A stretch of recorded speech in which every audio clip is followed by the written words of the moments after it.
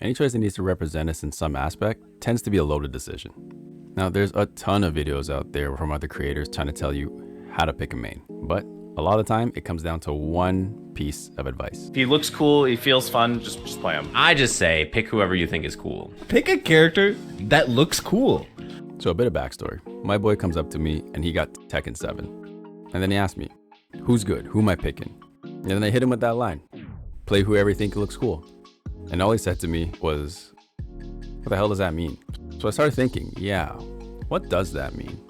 Somebody who's never played a fighting game before, it seems like a pretty weak cop-out. And yeah, picking who you think looks cool is pretty subjective. But here's how I go about starting a new game to finding a main, a guide of sorts. Okay, step one, start simple.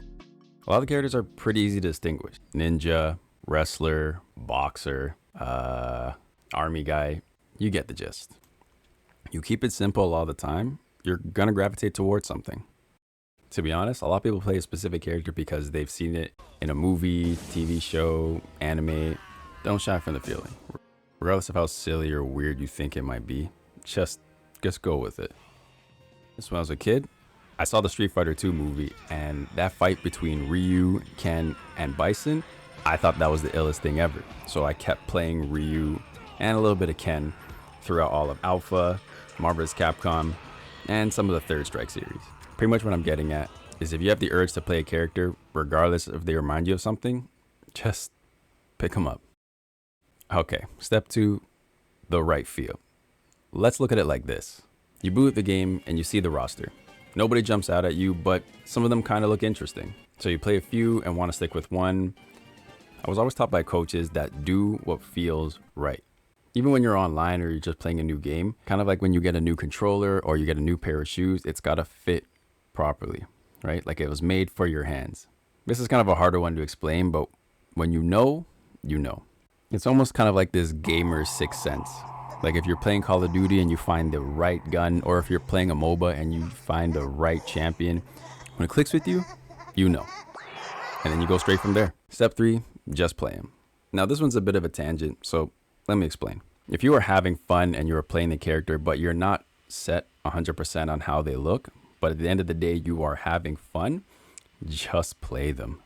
When Smash Ultimate first came out, and me and my boys were all in the learning phase, not the greatest. My cousin was super big into King Dedede on Smash Bros. For the Wii U. And he wanted to learn another character to add to his rotation. So he decides to play King K. And during all the scrimmages, because we didn't understand the matchup, he was destroying us. Like it was to the point where out of the 10 matches we were playing, he probably won like 7. I didn't even know completely what he was doing. But for some reason, he wanted to stick to being a King Dedede main. But every time he was using King K, he was winning consistently. And the end of the runs when the mans are packing up and going home, just unprompted out of nowhere, he hits me with a line. Straight up, this guy's more fun. And everybody has their reasons of why they picked up the game or why they want to keep playing. But let's be real. If you're having fun with one character over another, I feel like that part's kind of a no-brainer. Even if you're just starting, finding a character that embodies you is going to be the distinguishing factor whether you invest countless hours or bring it back to GameStop. So if you want to find a main character, just pick whoever looks cool. Ladies and gentlemen, keep it classy. You'll thank me in the morning.